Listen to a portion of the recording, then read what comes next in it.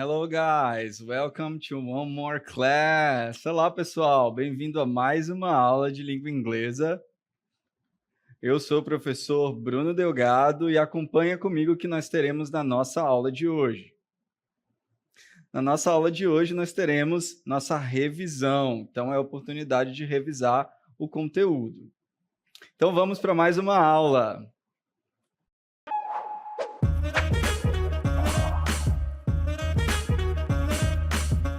So let's start our class. Vamos começar nossa aula falando do verbo modal should. Modal verb should.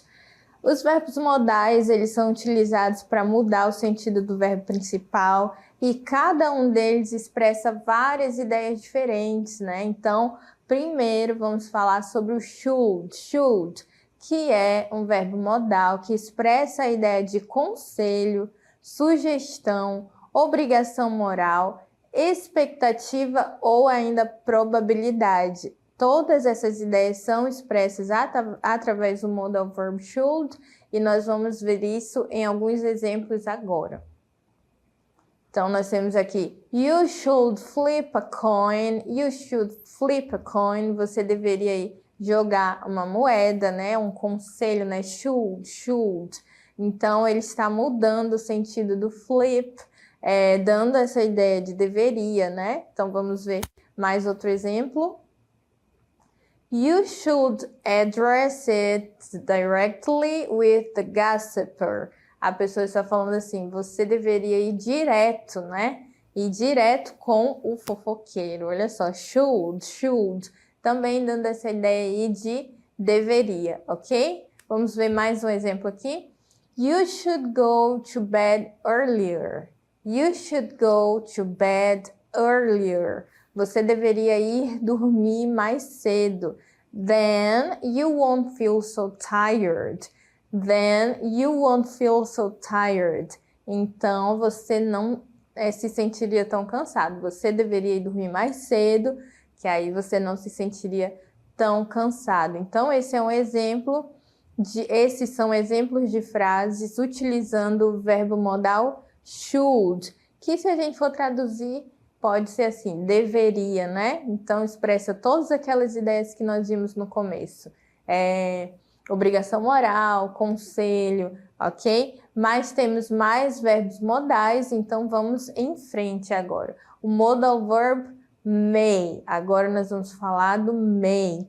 Esse may é uma possibilidade mais certa. Então, vamos aqui falar sobre ele. Imagine que você está olhando para o céu e vê algumas nuvens escuras se formando. Você diz, pode chover mais tarde. Pode chover mais tarde. Essa é a ideia expressa pelo verbo modal may, ok? Então, vamos ver adiante aqui alguns exemplos. Olha só, em inglês dizemos it may rain later. It may rain later. Pode chover mais tarde. Pode chover mais tarde. Então, o verbo may está lhe auxiliando, né? O verbo rain, que é o verbo principal, está dando essa ideia. Pode chover mais tarde. Vamos ver mais exemplos, então? Aqui o may é usado quando você está razoavelmente certo de algo acontecer. É como dizer, é possível que isso aconteça. It may rain, it may snow, ok? Snow, sorry. Então, esse aqui foi o uso do may. Mas temos mais, né, algumas coisas para dizer a respeito dele. Então, let's go. May, possibilidade mais certa. She may arrive early for the meeting. Ela pode chegar cedo para a reunião. Olha só, she may arrive. Todas as vezes que eu uso um verbo modal, o verbo a seguir vem sem o to, né? E vem no infinitivo, mas sem o to, ele não sofre mudanças porque o verbo modal já faz tudo o que precisa, né? Então, ela pode chegar mais cedo para a reunião. Essa é a possibilidade mais certa, né? I may visit my grandparents next weekend. I may visit pode ser, né, que eu vá visitar meus avós no próximo final de semana, mas é uma possibilidade ainda, só que um pouco mais certa, né? I may visit my grandparents next weekend, ok? You may need to bring a jacket. It could get cold.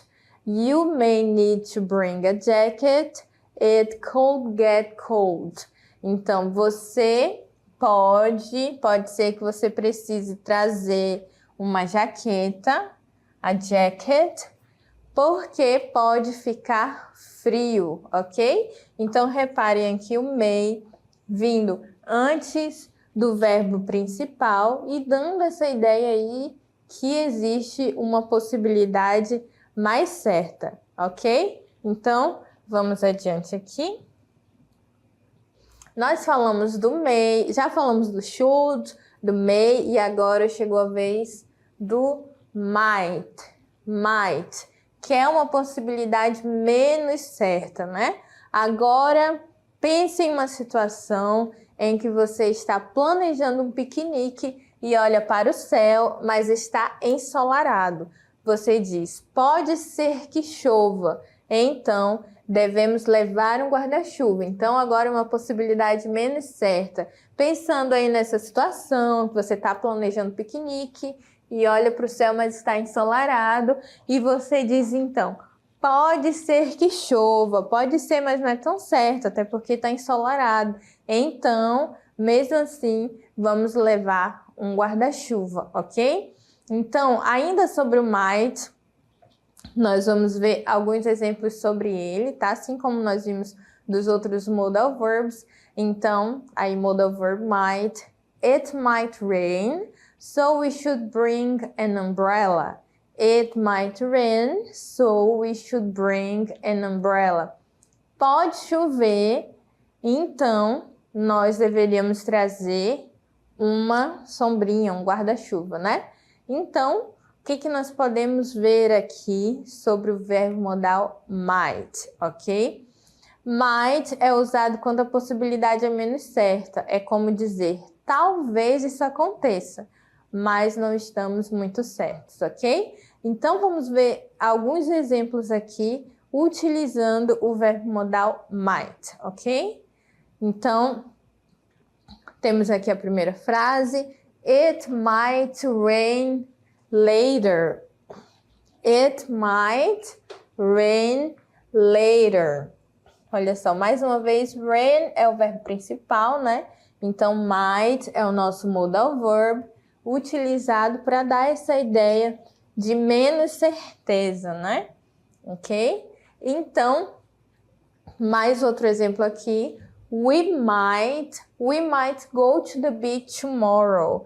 Depends on the weather. Nós podemos ir, né, para a praia. Talvez nós iremos para a praia, dependendo do clima, ok? E temos mais um exemplo aqui.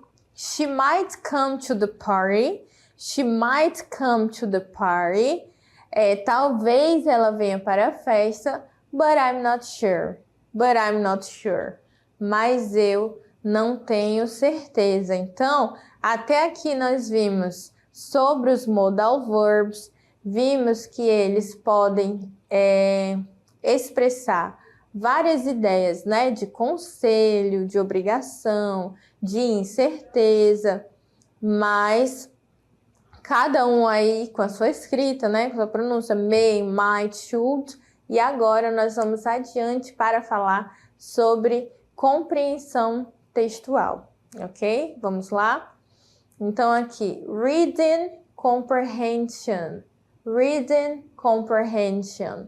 Compreensão de leitura. Então, tudo no texto nos ajuda a deduzir o significado.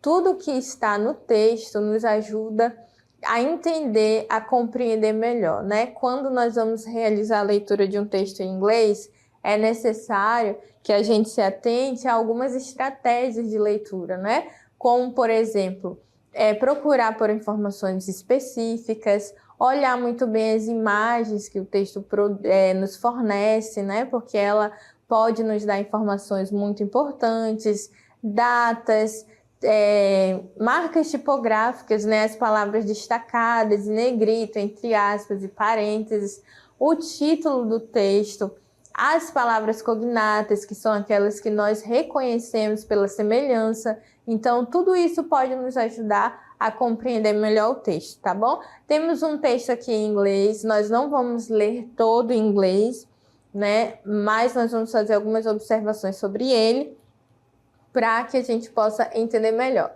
Então, eu tenho certeza aqui que no título você já consegue identificar o assunto, né? The expansion of the English language in Oceania, ok? Então, é isso mesmo, a expansão da língua inglesa na Oceania. Então, a historical and cultural journey, uma jornada histórica e cultural, ok? From the early days of British colonization, desde ali do início, né, da colonização britânica até o presente, a Oceania tem testemunhado, né, o que é aqui, ó? Transformation, uma transformação profunda linguística com a expansion of the English language. Então, olha só, apareceu no texto, apareceu aqui, então é importante, expansão da língua inglesa, né? Essa informação é importante para a gente gravar, para usar depois. Então, esse fenômeno não tem apenas aí moldado a imagem linguística da região, né? Mas também deixado, olha só, significant cultural legacy, um legado significante e cultural que dura até o dia de hoje, né? Até hoje, isso aí dura, né? Então, nós vimos sobre essa expansão da língua inglesa, né? Mas vamos continuar aqui treinando a nossa leitura, as estratégias de leitura em mais textos aqui como esse, né? Então, também sobre colonização. Nesse caso aqui, é sobre o estabelecimento de colônias britânicas, aonde, olha só o destaque aqui, né? Começa falando algo sobre a Austrália, você já pode ver que essa palavra está destacada, então tem algo sobre a Austrália importante que você precisa saber, né? Então, temos aqui uma data que você pode olhar e já saber que tem algo importante sobre ela, né? Então, as palavras conhecidas, region, English, official, language, mais uma vez, olha só, indígena, né? Que se escreve parecido, time. Então, tá falando que os britânicos estabeleceram a primeira colônia nesse lugar aqui, Botany Bay, em 1788, né? Espalhando mais uma vez o inglês aí, fazendo com que ele se tornasse a língua oficial que se sobrepôs à linguagem indígena, ok? Já falamos aí, agora New Zealand. New Zealand, quando vocês ouvem esse nome, qual é o país, né, que vem à mente de vocês? É a Nova Zelândia. Então, a colonização britânica começou com a assinatura desse tratado, quando, em 1840, né, que reconheceu a soberania britânica e estabeleceu o quê? English as an official language. Official language. O que significa isso aqui? Quem foi que estabeleceu, né, a língua inglesa como uma língua oficial? Em que ano? Então, todas essas informações nós estamos tirando aqui do texto, né, sem precisar ler ele por completo, ok? Então, aqui nós temos as ilhas do Pacífico e várias ilhas, incluindo essas nomeadas aqui, né? Foram o quê? Colonizadas durante qual século? Olha só aqui a informação. Durante o século XIX, o inglês foi o que? Imposto como as the administrative and educational language, uma linguagem, um idioma administrativo e educacional, influenciando todo o panorama linguístico, ok? Então, nós fizemos a leitura rápida aqui dos textos e vamos fazer uma pergunta aqui sobre ele para testar a nossa compreensão. Qual das frases abaixo é verdadeira? True. According to the text. According to the text. Então, aqui está falando que a Austrália foi colonizada quando? 1840. E reconhecido, né? Reconheceu o inglês como a língua oficial. Letter B, o tratado, aquele tratado estabelecido pela soberania, estabeleceu a soberania britânica sobre essas ilhas em 1788. E a próxima, que o inglês se tornou o que? Official language em New Zealand, depois da assinatura do tratado em 1840. E as ilhas do Pacífico foram colonizadas durante o século XVIII, estabelecendo assim o inglês como uma língua, um idioma administrativo, ok? Então, vamos checar a resposta correta. A resposta correta, então, vamos dar uma olhada aqui, é a letra C. O inglês se tornou a língua oficial na Nova Zelândia depois da assinatura do contrato ali em 1840, né? Esse contrato. Treaty of Waitangi, ok? Então, vamos adiante aqui na nossa aula. Essa resposta a gente consegue obter apenas observando algumas palavras, utilizando algumas estratégias e não fazendo a leitura, né, de todo o texto de palavra por palavra, ok? E aqui nós temos outro texto sobre o impacto o impacto nas línguas indígenas, né, nos idiomas indígenas e nas culturas, ok? Então, vamos fazer uma tradução aqui intuitiva, rapidinho. Olha só, indigenous language.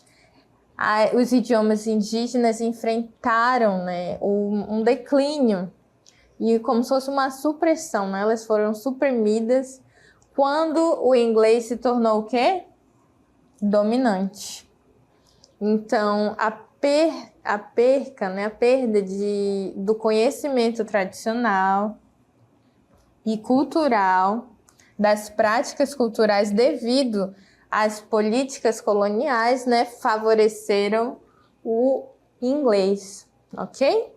Então, aqui, os esforços dos indígenas, das comunidades indígenas, né, para reaver e revitalizar os idiomas como uma parte cultural, né, para reaver essa cultura, está ressurgindo aí em alguns movimentos, ok?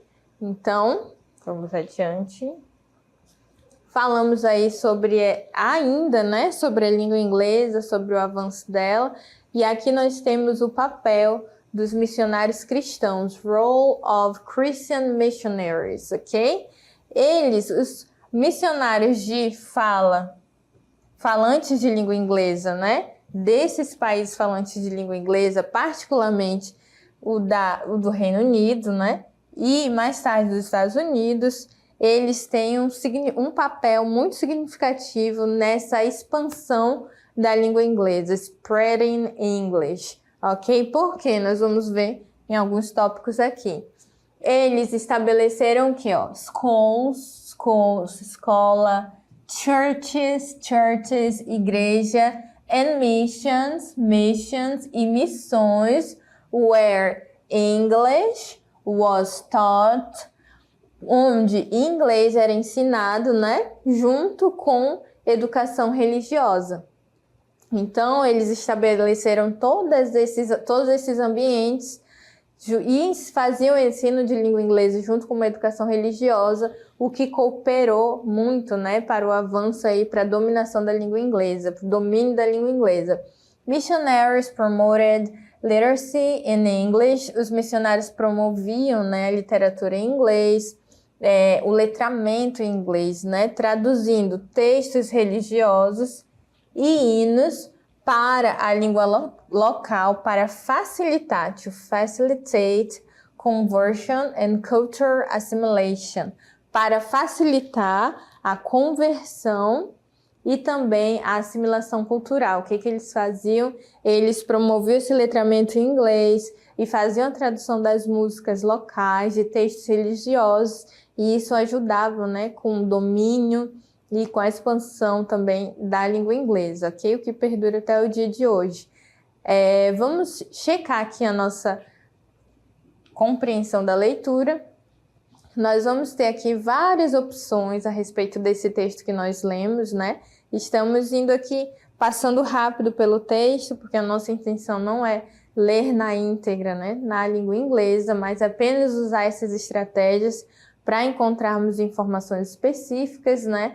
Porque a maioria das avaliações em larga escala, das provas, né, dos vestibulares, elas apresentam textos muito grandes e nós não temos tempo, né, para ler tudo que se encontra ali, então é preciso estar atento a essas ferramentas, né, a essas estratégias. Então, according to the text, de acordo com o texto, né, qual foi o método? What was one of the methods used by Christian missionaries to spread English in Oceania?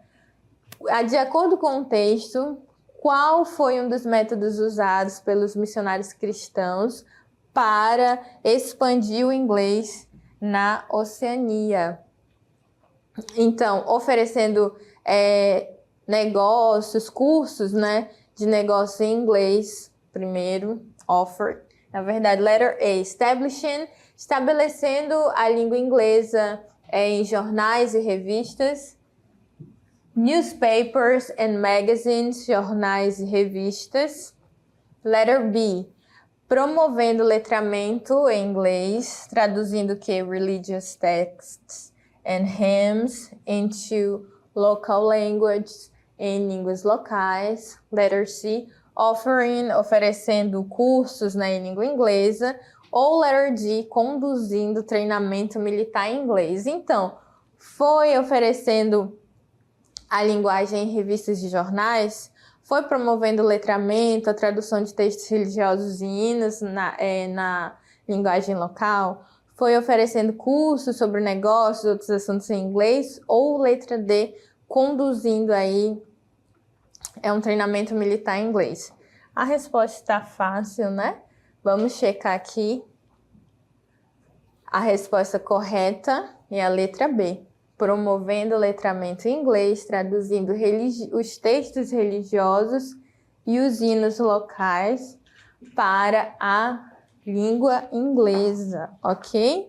Então, nós vimos aqui na nossa aula sobre a expansão da língua inglesa, como ela aconteceu em vários lugares do mundo e como isso interfere hoje no nosso dia, nos dias de hoje, né? Como hoje o fato da língua inglesa ser considerada uma língua franca é devido a todo esse trabalho de colonização, né, que nós vimos hoje na aula.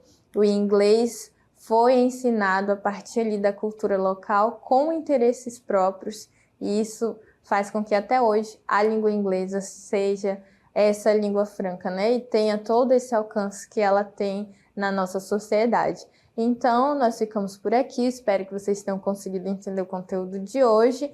Bye, bye. See you.